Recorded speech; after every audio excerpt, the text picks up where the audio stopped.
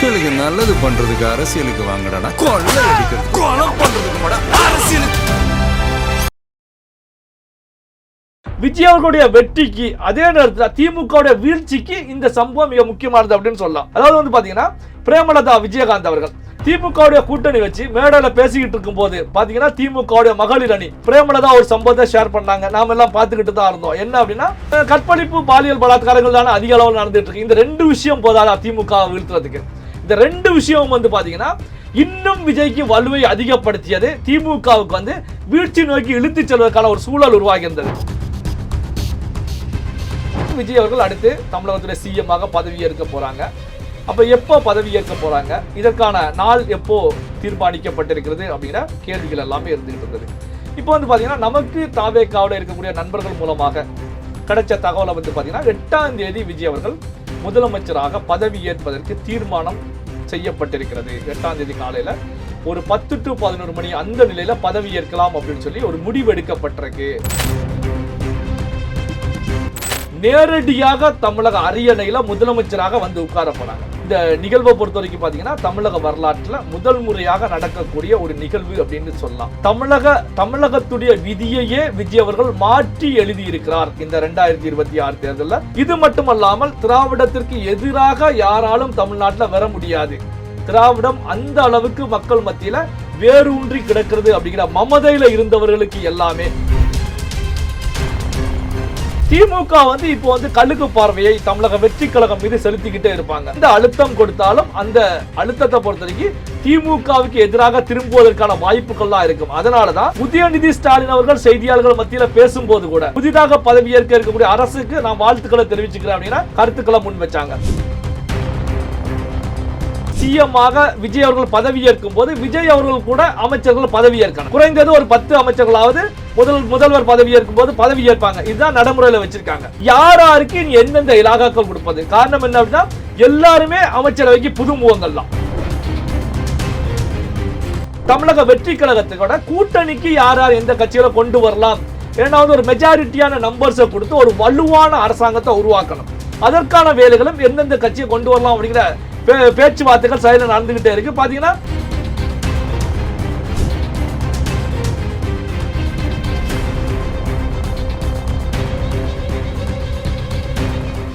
Real one உறவுகளே, நடுநிலையோடு பொறுப்புடன் செய்திகளை வழங்கி பல லட்சக்கணக்கான மக்களின் நம்பிக்கையை பெற்ற நமது சேனலின் வளர்ச்சிக்கு உங்கள் ஆதரவு தேவை. இந்த ஊடக பயணம் தொடர்ந்து வலுப்பெற திரையில் தெரியும் QR கோட் ஸ்கேன் செய்தோ அல்லது டிஸ்கிரிப்ஷனில் உள்ள வங்கி விவரங்கள் மூலம் உங்களால் முடிந்த அளவு சப்போர்ட் செய்யுங்கள். உங்கள் ஒவ்வொரு ஆதரவும் நமது குரலை இன்னும் பல லட்சம் பேரிடம் கொண்டு செல்ல உதவும். ரியல் ஒன் நேயர்களுக்கு வணக்கம். இன்று நம்முடன் நேர்காணலுக்காக பத்திரிகையாளர் நெல்லை சிவா இணைந்திருக்காரு. வணக்கம் சார். வணக்கம்.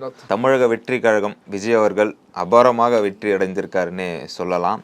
அடுத்தடுத்து விஜய் அவர்கள் என்ன பண்ண போறாரு அப்படின்ற மாதிரி நிறைய பேர் கொஞ்சம் பீதியிலே இருக்காங்க, அரசியல் கட்சி தலைவர்கள்லாம். அடுத்து விஜய் அவர்கள் என்ன பண்ண போறாரு சார்? வாக்கு எண்ணிக்கை நடந்து கொண்டிருக்கும் போதே தமிழக வெற்றி கழகம் 107-8 தொகுதிகளில் லீடிங்கா இருக்கும் போதே அவருடைய அரசியல் வியூக வகுப்பாளர் ஜான் ஆரோக்கியசாமி அவர் கூட விஜய் அவர்கள் வந்து ஒரு ஆலோசனை நடத்தினாங்க.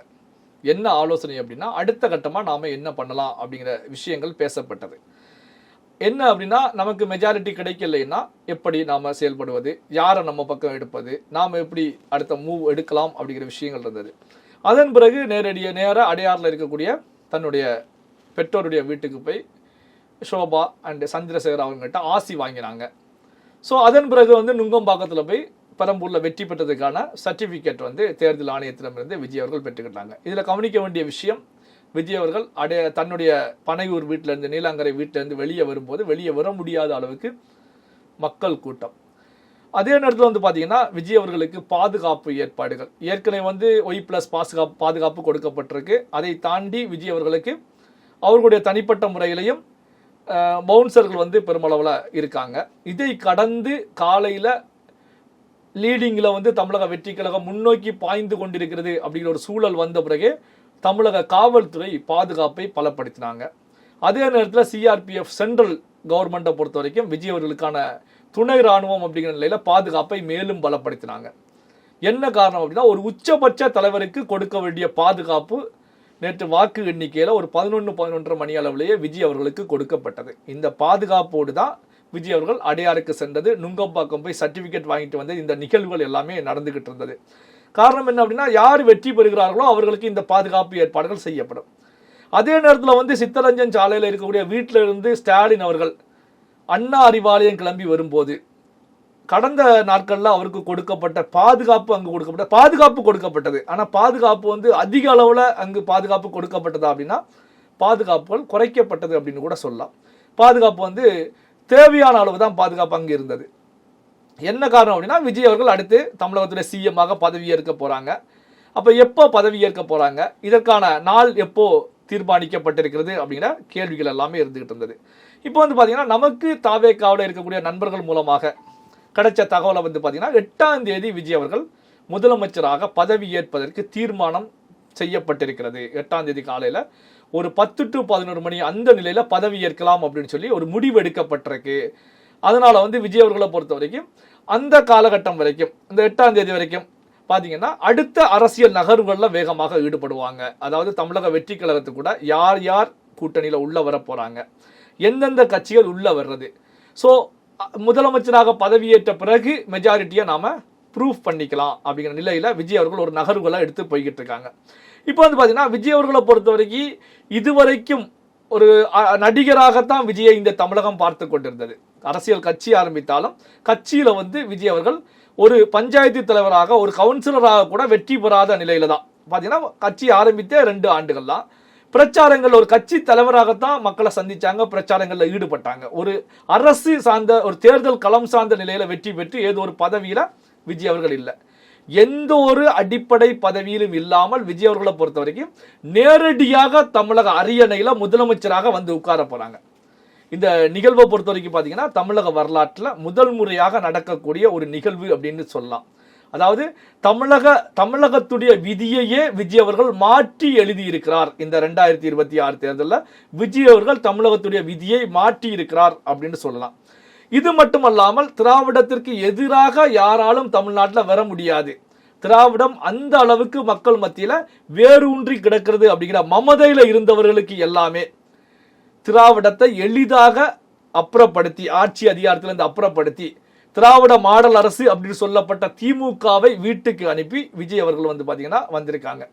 ஸோ அப்போ பார்த்தீங்கன்னா இவருடைய மமதையும் ஒழிக்கப்பட்டிருக்கிறது. விஜயாவுடைய சாதனை அப்படின்னா நிறைய சாதனைகளை சொல்லிட்டு போய்கிட்டே இருக்கலாம் இந்த தேர்தலில். ஓகே சார், இப்போ வந்து எதிர்கட்சியாக பார்க்கக்கூடியது வந்து பார்த்தீங்கன்னா திமுக தான். அடுத்தடுத்த வர காலங்களில் வந்து திமுக விஜய் அவர்களுக்கு எதனா அழுத்தம் கொடுக்க வாய்ப்பு இருக்கா? அதான் இப்போ விஜய் அவர்களை பொறுத்த வரைக்கும் இப்போ முதலமைச்சராக அடுத்து வந்து கவர்னர் வந்து அழைப்பு விடுப்பாங்க. நீங்கள் தான் அதிகமாக தொகுதியில் வெற்றி பெற்றிருக்கிறீங்க, நீங்கள் வந்து முதல்வராக பதவி ஏற்றுக்கங்க அப்படின்னு அழைப்பு விடுக்கப்படும்.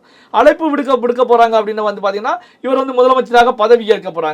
இப்போ வந்து திமுகவை பொறுத்த வரைக்கும் நீங்க கேட்ட கேள்வி, திமுகவை பொறுத்த வரைக்கும் திமுக வந்து இப்போ வந்து கழுகு பார்வையை தமிழக வெற்றி கழகம் மீது செலுத்திக்கிட்டே இருப்பாங்க. ஆனாலும் திமுக வந்து பார்த்தீங்கன்னா இப்போ 2 விஷயங்கள் இருக்கு. ஒன்று வந்து தமிழக வெற்றி கழகம் மீது எப்படி நாம வந்து விமர்சனங்களை முன்வைக்கிறது. ஏன்னா இவங்க இதுவரைக்கும் ஆட்சியில இல்லை, புதிதாக ஆட்சிக்கு வர்றாங்க. புதிதாக ஆட்சிக்கு வந்து அவர்கள் சில ஆண்டுகள் ஆட்சி பண்ணாதான் அங்க இருக்கக்கூடிய நிறைகுறைகளை வச்சு இவங்க அரசியல் செய்ய முடியும். அப்போ அரசியல் செய்வதற்கு வாய்ப்புகள் கிடையாது.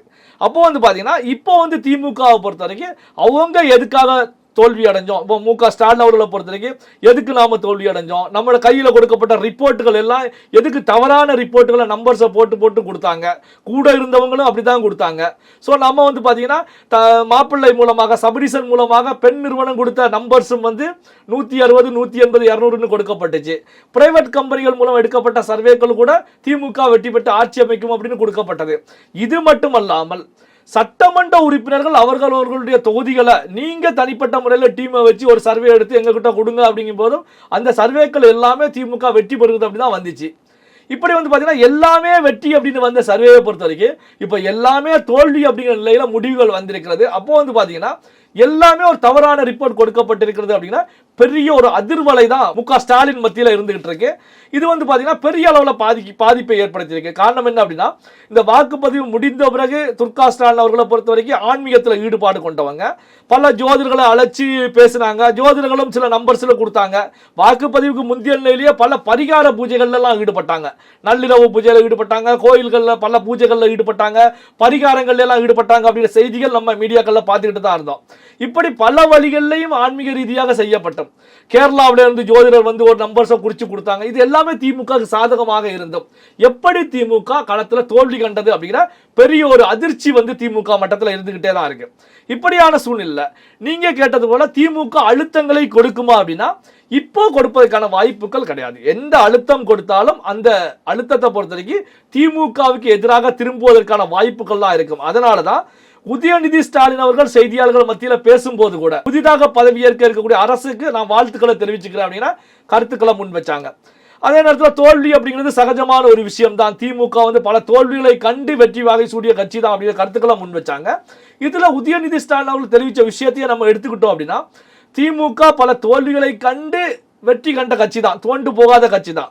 ஆனால் அந்த தோல்விகள் எல்லாமே நீண்ட நெடிய காலமாக அரசியல் களத்தில் இருக்கக்கூடிய அதிமுக போன்ற கட்சிகளிடம் தோல்வியை கண்டு மீண்டெழுந்த கட்சி தான்.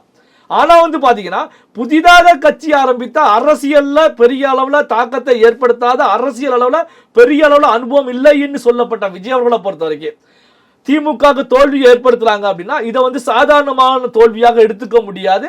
இது திமுகவுக்கான முடிவுரை அப்படின்னு கூட எடுத்துக்க முடியும். இன்னொரு விஷயம் வந்து பாத்தீங்க அப்படின்னா இது பாத்தீங்கன்னா நான் புதிதாக உருவாகக்கூடிய அரச வாழ்த்துக்களை தெரிவிச்சுக்கிறேன் அப்படிங்கிறாங்க. புதிதாக எந்த அரசு பதவி ஏற்க போகிறது, புதிதாக முதலமைச்சராக யார் அரியணையில உட்கார போறாங்க அப்படின்னா அந்த பெயரை கூட உதயநிதி ஸ்டாலின் அவர்களால் உச்சரிக்க முடியாத ஒரு நிலையை நம்ம பார்க்க முடிஞ்சது. ஏன்னா அந்த அளவுல ஒரு நடுக்கம் இருந்துச்சு. உதயநிதி ஸ்டாலின் அவர்கள் சேப்பாக்கத்தில் வெற்றி பெற்றாலும் அந்த வெற்றியை பொறுத்த வரைக்கும் காலையில வாக்கு எண்ணிக்கை உருவானதுல இருந்து வெற்றி அப்படிங்கிற ஒரு நிலையை எட்டும் வரைக்கும் உதயநிதி ஸ்டாலினுக்கு ஹார்ட் பீட்டை பொறுத்த வரைக்கும் பட்டுன்னு அடிச்சுக்கிட்டே இருந்துச்சு. காரணம் என்ன அப்படின்னா மத்தியானம் வரைக்கும் உதயநிதி ஸ்டாலின் பின்னடைவிலேயே தான் இருந்துகிட்டு இருந்தாங்க. மத்தியானத்துக்கு பிறகு 2 மணிக்கு பிறகு தான் சேப்பாக்கம் தொகுதியில் 100 ஓட்டுல முன்னணியில் இருக்காங்க, 200 ஓட்டுல முன்னணியில் இருக்காங்க அப்படின்னு சொல்லி கொஞ்சம் கொஞ்சமாக முன்னணிக்கு போய் வெற்றியை விட்டுறாங்க. அப்போ பார்த்தீங்கன்னா உதயநிதி ஸ்டாலினுக்கும் அங்கே பெரிய ஒரு அதிர்ச்சி வைத்தியம் கொடுக்கப்பட்டு தான் வெற்றி கொடுக்கப்பட்டிருக்கு. இப்போ வந்து பார்த்தீங்கன்னா திமுகவில் இருக்கக்கூடிய வெற்றி பெற்ற முக்கியமான தலைவர்கள் அப்படின்னு எடுத்துக்கிட்டா வந்து இப்போ முதல் நிலையில உதயநிதி ஸ்டாலின் தான் இருக்காங்க, துணை முதலமைச்சர் உதயநிதி ஸ்டாலின் தான் இருக்காங்க. அதற்கு அடுத்த நிலையில தான் KN நேரு, தங்கம் தென்னரசு போன்றவர்கள்லாம் இருந்துகிட்டு இருக்காங்க. இப்போ வந்து பாத்தீங்கன்னா இந்த நிலையில தான் திமுக இருந்துகிட்டு இருக்கு. ஓகே சார், நீங்க பேசும்போது ஒன்று சொன்னீங்க, விஜய் அவர்கள் வந்து 8ஆம் தேதி வந்து பதவி ஏற்கிறாரு அப்படின்ட்டு. அப்போ வந்து அமைச்சர்களோட பட்டியல் எப்போ வெளியிடுவாங்க, அதுக்கான டீட்டெயில்ஸ் எதாவது போயிட்டு இருக்கா? அதுதான் வந்து பாத்தீங்கன்னா ஏற்கனவே ஆலோசிச்சிருக்காங்க. மீண்டும் இந்த ஆலோசனை வந்து தொடரும். என்ன காரணம் அப்படின்னா இப்போ வந்து தமிழக வெற்றி கழகத்தை பொறுத்த வரைக்கும் வேட்பாளர்களை தூக்கி போட்டு களத்துல வெற்றி பெற்றாச்சு. இனி வந்து இந்த அமைச்சரவை இப்போ முதல்வராக CM ஆக விஜய் அவர்கள் பதவி ஏற்கும் போது விஜய் அவர்கள் கூட அமைச்சர்கள் பதவி ஏற்கணும். குறைந்தது ஒரு 10 அமைச்சர்களாவது முதல்வர் பதவி ஏற்கும் போது பதவி ஏற்பாங்க. இதுதான் நடைமுறையில் வச்சிருக்காங்க. ஸோ அப்போ வந்து பார்த்தீங்கன்னா அப்போ அமைச்சர்கள் பதவி ஏற்க வேண்டிய நிலை இருக்கு. யாருக்கு இனி எந்தெந்த இலாகாக்கள் கொடுப்பது? காரணம் என்ன அப்படின்னா எல்லாருமே அமைச்சரவைக்கு புது முகங்கள் தான். அப்போ வந்து பார்த்தீங்கன்னா யாருக்கு என்னென்ன இலாகாக்கள் கொடுப்பது அப்படிங்கிற ஆலோசனையும் ஒரு பக்கம் நடந்துகிட்டு இருக்கு. அதே நேரத்தில் வந்து பார்த்தீங்கன்னா தமிழக வெற்றி கழகத்துக்கூட கூட்டணிக்கு யார் எந்த கட்சியில கொண்டு வரலாம், ஏன்னா வந்து ஒரு மெஜாரிட்டியான நம்பர்ஸை கொடுத்து ஒரு வலுவான அரசாங்கத்தை உருவாக்கணும். அதற்கான வேலைகளும் எந்தெந்த கட்சியை கொண்டு வரலாம் அப்படிங்கிற பேச்சுவார்த்தைகள் செயலில் நடந்துகிட்டே இருக்கு. பாத்தீங்கன்னா திமுக அதிமுக கூட்டணியில் இருக்கக்கூடிய எல்லா கட்சிகளுமே பனையூரை தொடர்பு கொண்டு பேசிக்கிட்டு தான் இருக்காங்க. அதாவது வந்து பாத்தீங்கன்னா தாவேக்காவில் இருக்கக்கூடிய முக்கிய நிர்வாகிகள் மூலமாக தகவல்களை ஷேர் பண்ணிக்கிட்டே தான் இருக்காங்க. ஆனா விஜய் அவர்கள் இந்த நிமிடம் வரைக்கும் எந்த கட்சிக்குமே அழைப்பு விடுக்கல, வந்து என்ன பாருங்க மீட் பண்ணுங்க அப்படின்னு அழைப்பு விடுக்கல. காரணம் என்ன அப்படின்னா இவர்களுக்கு எத்தனை நம்பர்ஸ் தேவை அப்படிங்கிற அடிப்படையில யாரை உள்ள எடுக்கலாம். என்ன ரீசன் அப்படின்னா இப்போ ஒரு முக்கியமான சம்பவம் ஒன்று இந்த 2026 தேர்தலில் நடந்தது. இந்த சம்பவம் தான் திமுகவுடைய தோல்விக்கு மிகப்பெரிய பங்காற்றியது அப்படின்னு கூட சொல்லலாம். அதாவது சொல்லுவாங்க இல்லையா, ராமருக்கு அணில் போல அப்படின்னு சொல்லி சில கருத்துக்களை முன்வைப்பாங்க. அதே போலதான் விஜய் அவர்களுடைய வெற்றிக்கு அதே நேரத்தில் திமுகவுடைய வீழ்ச்சிக்கு இந்த சம்பவம் மிக முக்கியமானது அப்படின்னு சொல்லலாம். அதாவது வந்து பாத்தீங்கன்னா பிரேமலதா விஜயகாந்த் அவர்கள் தேமுதிக வந்து அதிமுக கூட்டணியில் தொடர்ந்துகிட்டு இருந்தாங்க. எதிர்பாராத நிலையில, யாருமே எதிர்பார்க்காத நிலையில தான் ஒரு ராஜ்யசபா சீட் அப்படிங்கிற விஷயத்தின் அடிப்படையில் தான் திமுக கூட கூட்டணி வச்சாங்க. திமுகவுடைய கூட்டணி வச்சு மேடையில் பேசிக்கிட்டு இருக்கும் போது பாத்தீங்கன்னா திமுகவுடைய மகளிர் அணி, பெண்கள் எல்லாமே மகளிர் அணியினர் எல்லாமே கூடி இருக்கும் போது பேசிக்கிட்டு இருக்கும் போது பிரேமலதா ஒரு சம்பவத்தை ஷேர் பண்ணாங்க. நாம எல்லாம் பார்த்துக்கிட்டு தான் இருந்தோம். என்ன அப்படின்னா, அண்ணன் ஸ்டாலின் அவர்களுடைய ஆட்சியில தமிழ்நாட்டில் பாலாறும் தேனாரும் ஓடிக்கிட்டு இருக்கு அப்படிங்கிற நிலையில பேசுறவங்களை பொறுத்த வரைக்கும் அவருடைய ஆட்சியில என்ன குறை இருக்கு? எந்த குறையுமே இல்லைங்க. ரெண்டு விஷயத்தை தவிர எந்த குறையுமே கிடையாது. நல்ல ஆட்சியை கொடுத்துக்கிட்டு இருக்காங்க. என்ன தமிழ்நாட்டை பொறுத்த வரைக்கும் இந்த பாலியல் பலாத்காரம் கற்பழிப்பு வந்து பெரிய அளவில் நடந்துகிட்டு இருக்கு. போத கலாச்சாரம் தலை தூக்கி தாண்டாம ஆடிக்கிட்டு இருக்கு. இதை தவிர எங்க அண்ணன் ஆட்சியில என்ன குறைய நீங்க சொல்லுவீங்க அப்படின்னு கேட்டாங்க. இந்த ரெண்டு விஷயமே வந்து பாத்தீங்கன்னா பெண்கள் சம்பந்தப்பட்ட விஷயம். போதையால் சீரழியக்கூடியவர்கள் பெண்கள். ஏன்னா இதுக்கு கனிமொழி அவர்களே சொன்னாங்க, தமிழ்நாட்டில் விதவைகளாக பெண்கள் அதிகமாகிட்டே இருக்காங்க, இதற்கு காரணம் போதை கலாச்சாரம் அப்படிங்கிறத கனிமொழி அவர்களே கடந்த 2021 தேர்தலில் மிகப்பெரிய அளவில் பிரச்சாரம் எடுத்தாங்க. இதுதான் திமுகவுக்கு பெண்கள் ஓட்டை வாங்கி கொடுத்தது. அந்த விஷயத்தை பிரேமலதா அவர்கள் பேசினாங்க. ரெண்டாவது விஷயம், பெண்களுடைய கற்பு சார்ந்த விஷயத்தை பேசுறாங்க. கற்பழிப்பு பாலியல் பலாத்காரங்கள் தானே அதிக அளவில் நடந்துட்டு இருக்கு. இந்த ரெண்டு விஷயம் போதாதா திமுக வீழ்த்துறதுக்கு? இந்த ரெண்டு விஷயம் வந்து பாத்தீங்கன்னா இன்னும் விஜய்க்கு வலுவை அதிகப்படுத்தியது, திமுகவுக்கு வந்து வீழ்ச்சி நோக்கி இழுத்து செல்வதற்கான ஒரு சூழல் உருவாகி இருந்தது. அப்பவே நம்ம வீடியோவில் பேசும்போது பேசியிருந்தோம், பிரேமலதா அவர்கள் வந்து இது தவறுதலாக பேசிய விஷயமா நம்ம பார்க்க முடியாது. அவங்க மைண்ட்ல இருந்த விஷயத்த பேசியிருக்காங்க. காரணம் என்ன அப்படின்னா, கேப்டன் விஜயகாந்த் அவர்கள் கட்சி ஆரம்பிச்சதுக்கு காரணமே திமுக. ஏன்னா அவருடைய கல்யாண மண்டபத்தை இடிச்சு மிகப்பெரிய அளவில் பிரஷரை கொடுத்தாங்க.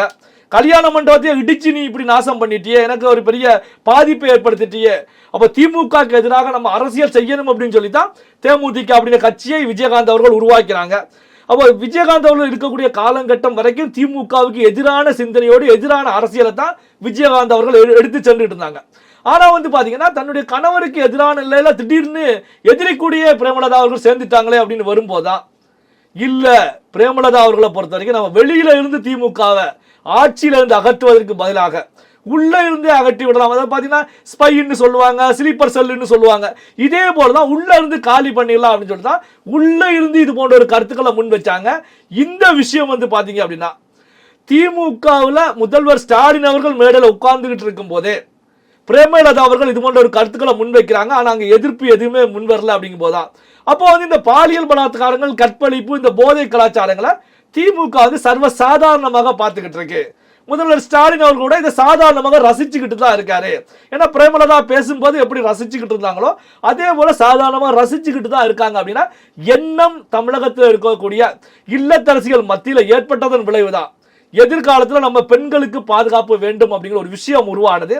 விஜய் அவர்களுக்கு வந்து பாத்தீங்கன்னா பெண்கள் ஓட்டுகள் அதிக அளவில் வருவதற்கு, பெண்களை ஈர்க்கக்கூடிய வகையில விஜய் அவர்கள் பேசிய விவகாரம் ஒரு பக்கம் இருந்தாலும், தாய் மாமன் உறவு அப்படிங்கிற விஷயத்தை பேசியது ஒரு பக்கம் இருந்தாலும், இந்த விஷயம் அதுக்கு வலிச்சேர்க்கக்கூடிய வகையில பெரிய அளவுல ஒரு அலையை பெண்கள் மத்தியில் உருவாக்கிச்சு. இந்த பெண்கள் ஓட்டுகள் திமுகவில இருந்து பெருமளவு பிரிஞ்சதா விஜய் அவர்களை பொறுத்த வரைக்கும் ட்ரிபிள் டிஜிட் அப்படிங்கிற இலக்கை எட்டி பிடிப்பதற்கான ஒரு நிலைக்கு பெரிய அளவுல எடுத்து சென்றது. தொடர்ந்து பேசுவோம் சார். உங்க நேரத்துக்கு மிக்க நன்றி. நன்றி.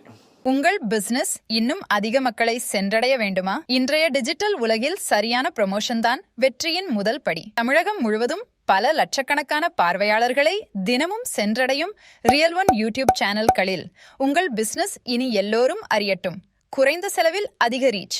உங்கள் பிராண்டுக்கு நம்பிக்கையும் வளர்ச்சியும் சேர்க்க இன்றே எங்களை தொடர்பு கொள்ளுங்கள். 9280087164